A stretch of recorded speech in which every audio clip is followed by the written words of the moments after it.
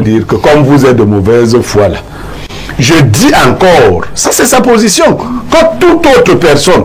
Bon, est-ce qu'il existe une personne qu'on appelle le diable qui gouverne un pays? Non.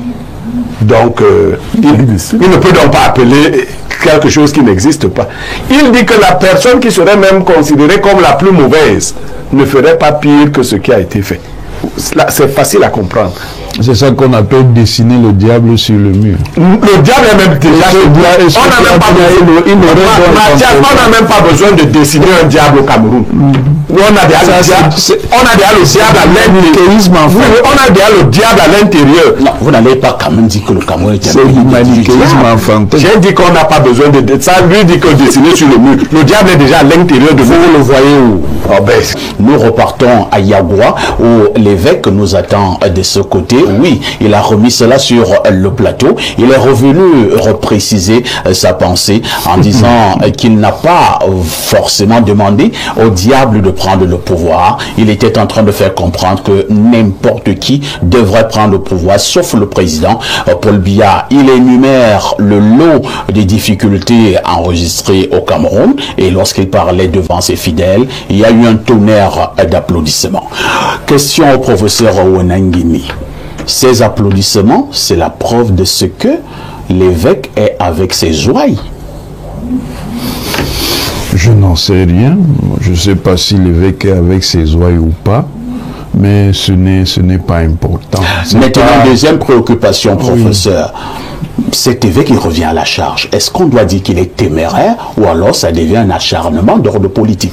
C'est son positionnement, mais il faut savoir que son positionnement n'est que son positionnement à lui. On ne peut pas partir de son positionnement pour déduire que ce positionnement-là serait celui de tous les autres évêques. Et de toutes les manières, ce que l'évêque a dit au départ, c'est ce qui reste. Hein. Il a beau faire des corrections, ces corrections ne changent rien. Il a bel et bien appelé le diable à être là à la place de Paul Biya. Ça veut dire ce que ça veut dire.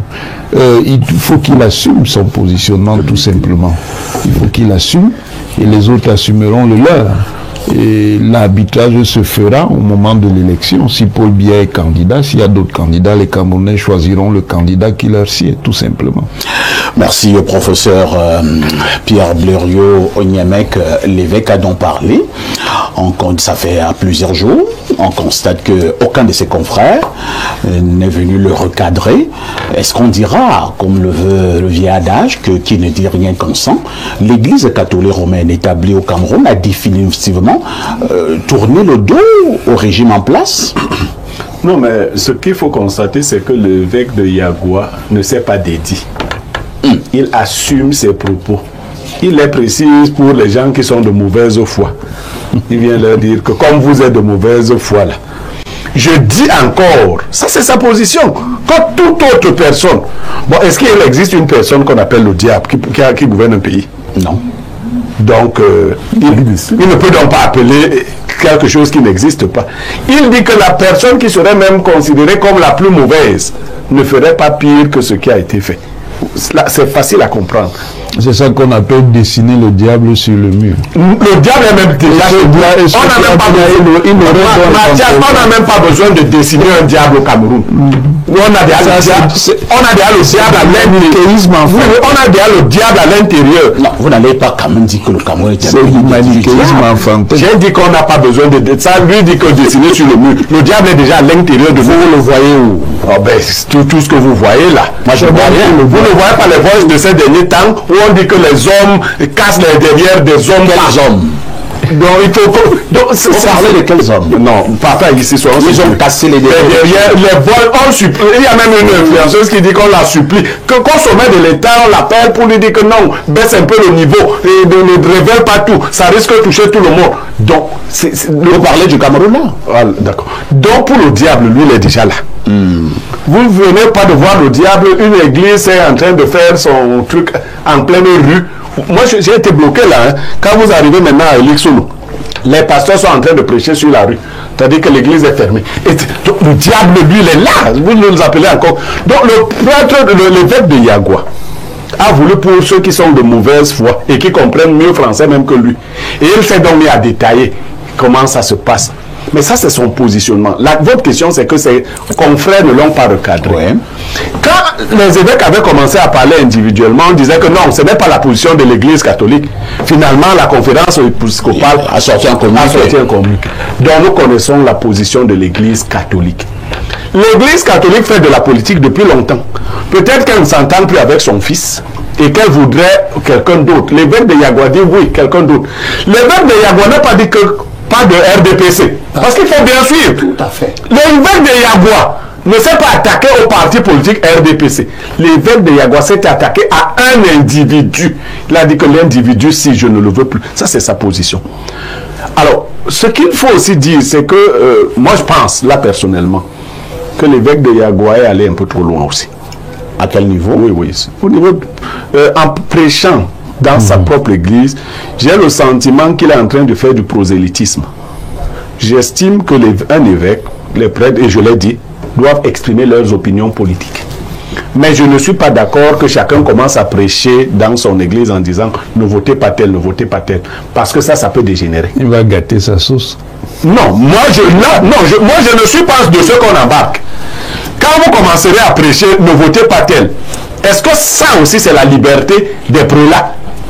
Si tel est le cas, les musulmans peuvent prêcher un vendredi que votez tel, ne votez pas tel autre. Non, moi je crois qu'un évêque doit dire que lui il ne supporte pas tel régime. Il souhaite que ça change. Mais il ne doit pas faire du prosélytisme politique à l'intérieur d'une église. Saint-Éloi et Bidou, il ne nous reste plus beaucoup de temps à passer ensemble. Là. Je voudrais que vous puissiez bénéficier de vos minutes pour nous dire si oui ou non l'évêque de Yagua en fait un peu trop. Parfait, ici, oui. Je suis l'auteur d'un article d'il y a une semaine. Oui. L'article s'intitule « Pourquoi l'Église catholique est-elle contre la candidature de Paul Biya ?» J'ai imaginé une écoute, un entretien entre Paul Biya et Jésus. Et Jésus... Comme dans un scénario de film, là. Et Jésus demanda à Paul, « Pourquoi me persécutes-tu? Toi, le fils de catéchiste, toi, l'ancien du petit séminaire, tu ne dis rien quand les gens que tu passes, quand les gens qui passent leur nuit dans les temples ésotériques, des sectes diaboliques, mais sont assidus à la messe de midi à la cathédrale de Yaoundé. Ils m'insultent et financent des journaux pour m'outrager parce que j'ai donné le chemin. Donc je voudrais dire que le prêtre, l'évêque de Yagua est sur la même longueur d'onde qu'un autre évêque, c'est-à-dire Monseigneur Cléda, qui déclara à la suite de l'assassinat de Benoît Bara que le Cameroun détient le record d'assassinat de prélats. Ne serait-ce que pour ça, l'Église catholique a de bonnes raisons d'être contre la candidature du président Biya. Parce que c'est soumis en 42 ans que tant de prélats sont tombés. Entre-temps, Saint-Éloi Bidou, cette église s'est subitement réveillée en se rappelant qu'on a tué beaucoup de prélats. Cette église se rappelle de cela en 2025. C'est 43 ans plus tard de Maïsel de M.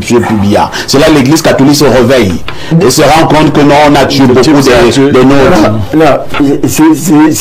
Je vous dis tout simplement que ne serait-ce que pour cela, l'église a de bonnes raisons d'être contre sa candidature. Au moins parce qu'ils peuvent penser qu'ils ne mourront plus.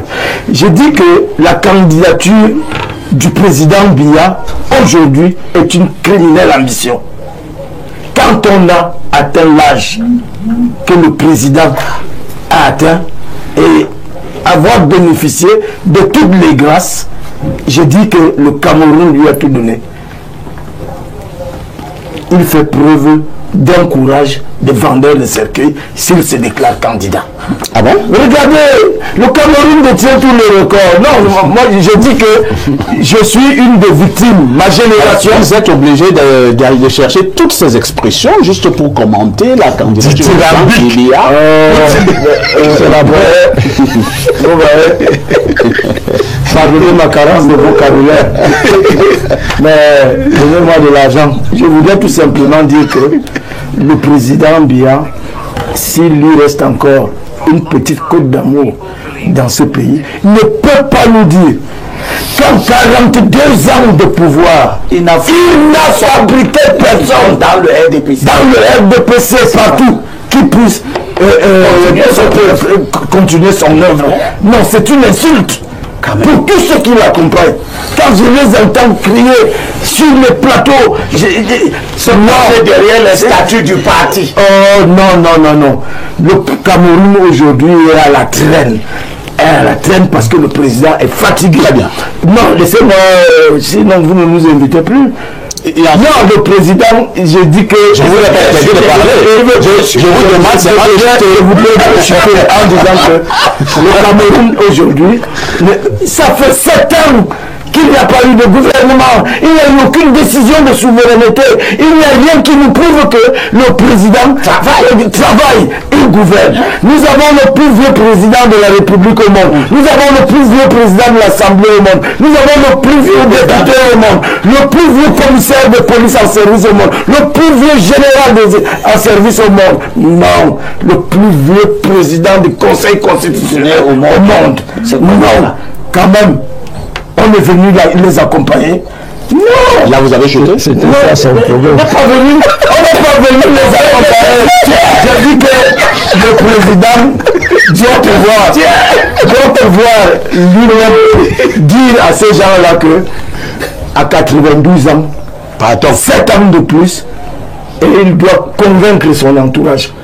Parce que le dernier mandat de 2018 à 2025, nous avons été gouvernés derrière les rideaux. Merci. Et les gens ne le disent pas. Et voilà un mandat qu'on va encore chercher pour continuer à nous gouverner derrière les rideaux. Vraiment, si le président a la considération de hautes institutions, de la flatterie de la Haute-Sanaga, si le président a un peu de respect, je comprends pas. La Haute-Sanaga cherche ici Saint-Éloi Bidou. Ça, ce sont des propos. Ce sont des réalités. Non. Le président a pris la Haute-Sanaga est un système politique. Non, c'est pas vrai.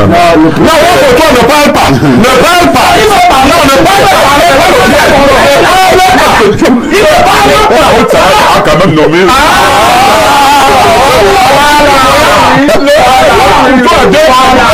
C'est ça l'indignation sélective. Merci. Passons la parole au professeur Orangui. Merci Saint-Éloi. S'il vous plaît, Saint-Éloi, vous avez chuté. Mais finalement, vous n'allez pas parler de Saint-Éloi. Est-ce que je donne à Saint-Éloi un peu de temps?